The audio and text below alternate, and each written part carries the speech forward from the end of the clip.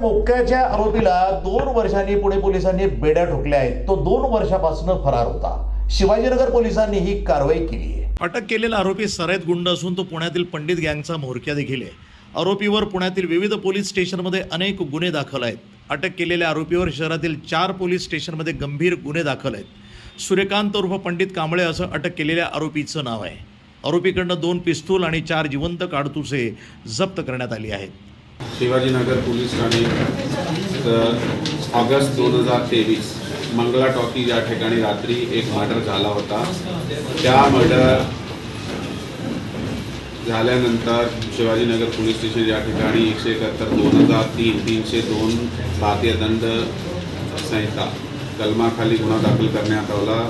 मोकाची कलम लावण्यात आली होती. 20 आरोपी अटक करण्यात आले होते. त्यामधनं जे फरार आरोपी होते त्याचा अधिक तपास ACP विश्रामबाग श्री ठोंबरे साहेबाकडे होता.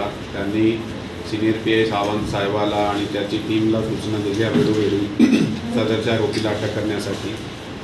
DBचे अधिकारी PSI बडे आणि त्याचे सहकारी पुन्हा सचिन जाधव यांना गोपनीय माहिती मिळाल्यानंतर त्यांनी पोलीस स्टेशनचे वरिष्ठ निरीक्षक सावंत साहेब आणि क्राईम PI सूर्यवंशी साहेबाबरोबर चर्चा करून एक सापळा रचून हा आरोपीला धरून आणला आणि त्यांना अटक केला. पुढे जाऊन त्याचा अंगझडती घरझडती ज्यावेळी घेतली गेली त्यामधनं त्याचेकडून 2 पिस्तॉल आणि 4 जिवंत कारतूस जे आहे ते जप्त करण्यात आलेले आहे.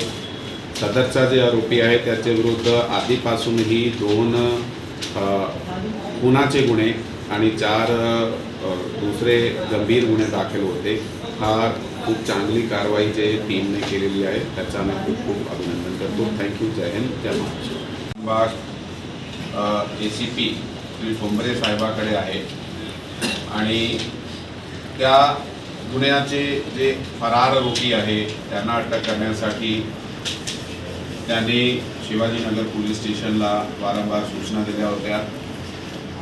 आमची DBची टीम PSI बडे आणि सचिन जाधव आमचे पोलीस नायक ते पेट्रोलिंग करताना त्यांना गोपनीय माहिती मिळाली की सदरच्या गुन्ह्याचा जे एक आरोपी आहे ज्यावेळी तो जुवेनाईल होता त्याने शाळेत असताना पण एक असा मर्डर केला होता.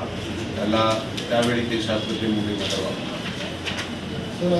डोका कट केला होता. त्याने राज्यामध्ये राहायचं आणि मोबाईल घ्यायचा. पुढे काय करायचं? तो मोबाईल वापरत नव्हता. तो काही रस्त्यात कोणी भेटला त्यांना विश्वासात घेऊन WhatsApp कॉल त्याच्याकडून मित्र वगैरेला करायचे होता. अशा प्रकारची माहिती आम्हाला भेटत होती वारंवार. आमची टीम 2-3 वेळा त्याची शोधसाठी गेली होती पण आधी यश मिळाला नाही. सर वेपन किती काम होते? 2 मर्डरचे गुन्हे दाखल होते आणि 4 इतर गंभीर गुन्हे दाखल होते. तो पुण्यात आलेला आहे.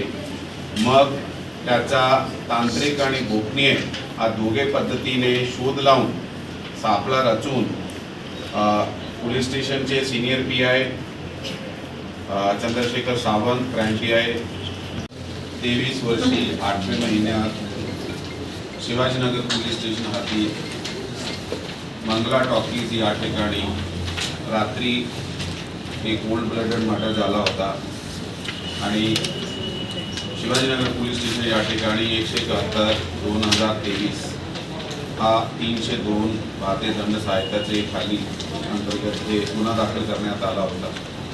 सदर गुन्ह्यात एकूण 22 आरोपी होते. 22मधनं 20 आरोपीला अटक करून त्यावर मोकाची कारवाई करण्यात आली होती. त्यापर्यंतचे तपासमध्ये असं आहे की त्यांनी त्या मंडळीमधूनही त्याचे एक मित्राकडून घेतले. त्याचा पुढील तपास चालू आहे. सर मोस्टली आरोपी धरले जातात पण वेपन त्यांनी कुठून खरेदी केलं हे आजपर्यंत कधीच पोलिसांच्या तपासात पुढे येत नाही. सर याचं काय कारण काय सांगू शकतो? ह्याच्यात एक प्रोमिनंटली अशी आता धारणा आपण पकडू की हे परराज्यातून आणले जातात आणि असा नाही आहे की त्याच्या पुढील तपास होत नाही आहे.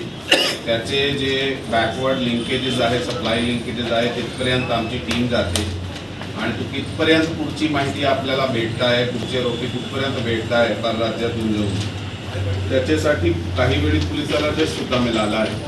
पण यामध्ये आम्ही अधिक तपास करणार आहोत. NTV news Marathi Pune.